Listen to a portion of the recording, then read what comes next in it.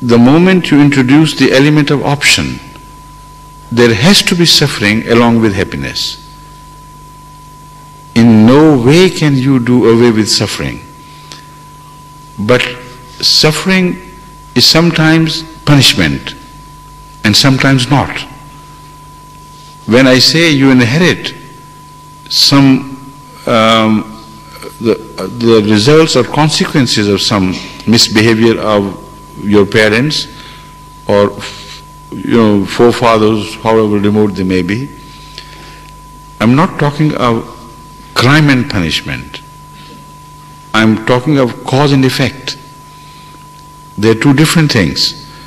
So in the world, particularly in the study of evolution, it is not crime and punishment which we observe. It is the cause and effect which we observe. And in the world of cause and effect, there is also suffering and happiness. They go hand in hand. Remove one and the other will disappear at the same time. So this is a very profound issue which has to be read, at leisure and spoken of at a, with far greater time at your disposal than I have been allotted here in this brief time. So I hope you wait for the time when this book is published, and as I have promised you, if you read the entire chapter, you will find many answers to what has been agitating your mind regarding the suffering. And if still there are some things unanswered, then you can contact me if you are still interested in my answers, and through your friends here or directly by writing to the mosque in London, you can have time appointment with me, and inshallah we will discuss it further. You understand my limitations, why I can't explain everything in detail. Right, thank you. The next questioner is Sheila Rogers from West Bromwich. She's a care manager in a home for the elderly.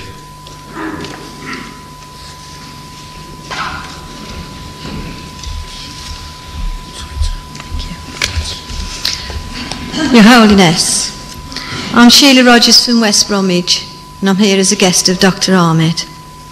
My question is, as a Christian practicing the Church of England faith, and with Easter approaching, does your faith recognise and celebrate as we do? Easter? Please, if you study the history of Easter and also that of Christmas, you will agree with me that it has no Christian background at all. It is not a Christian celebration at all, but it was a compulsion of the Christians during the Roman Empire and later on in some other European countries to begin to celebrate or to share the celebrations of other people, but with a religious cloak and a religious covering. So neither there is a Christian background for Easter, nor there is a Christian background for this Christmas, because the date of birth of Jesus Christ was about 2-3 months, before the time of Christmas. There is enough ample evidence from the New Testament as well as from the Quranic statements. So why should we blindly participate in a celebration which has no religious significance and no logical significance either? If you must celebrate the birth of a prophet or a divine of whatever nature you believe in him, or death of a prophet or a divine, if some believe in Krishna, for instance, Lord Krishna as a manifestation of God personified, whatever the nature be, if you celebrate the birth of such a person or the death of such a person, you should do it in a manner that it becomes an appropriate homage to his goodness, to his high qualities. How can you pay homage to Christ even if we accept it by eating chocolates, egg chocolates? It has no bearing with the subject at all. How can you permit yourself to drink over much and commit crimes as well as commit mistakes which result in the unhappiness of the society as a whole by accident during the driving, accidents of the drunkards during the driving, etc., etc. So we should be meaningful, realistic. We do not celebrate even the Muslim festivals the manner in which the majority of the Muslims do, because we have a principal objection against the manner. For instance, the birth of the Holy Prophet is celebrated all over and they call it Mawlud Sharif. But the way it is celebrated, if anyone who did not know the significance of that goes into Pakistan or India where this birthday is celebrated, he would be out of his depths to understand who was born. Was it a singer or a great actor? He may guess, but it will be very difficult for him to guess that it was the birthday of a prophet. And a prophet which is deemed to be the holiest of all the prophets. So these celebrations become superficial and meaningless. Just an expression of one's search for happiness. And they have no religious significance ultimately. And another proof of what I'm saying, the truth of what I'm saying, lies in the fact that these celebrations are not known to man at the time where they should begin. No Christmas celebration will be heard of at the time of Jesus Christ, peace be upon him, and during the century of those who followed him. No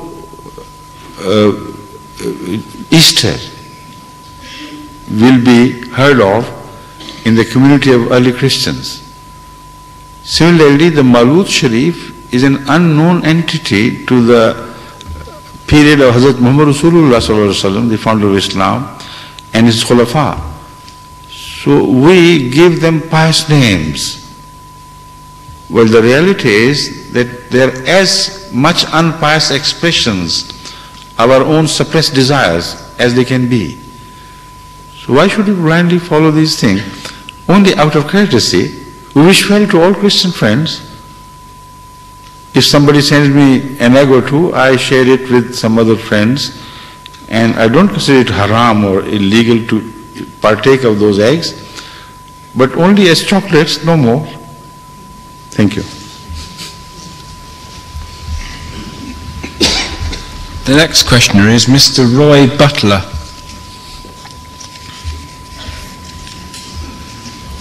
think you've got three here. Which one do you prefer? Okay. Good evening, sir. Good evening. Ray Butler. I'm a teacher and a Christian. I'd like to ask about the sensitive issue of religious education. The teaching of religious education in British state schools aims to educate pupils about all world faiths with the hope of producing a tolerant, multi-faith society based on mutual respect. That's the hope. In the light of this, do you consider the recent request of a school here in Birmingham for purely Islamic religious education, that's what I believe, in a devotional manner, a step forward or a step back? Thank you. I understand.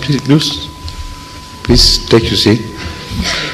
You see, I have very clear views on this and very unpopular views regarding the reaction of the other Muslims who do not belong to my community. You see, I think it's simply a question of Muslims or Hindus or Christians or whatever they be.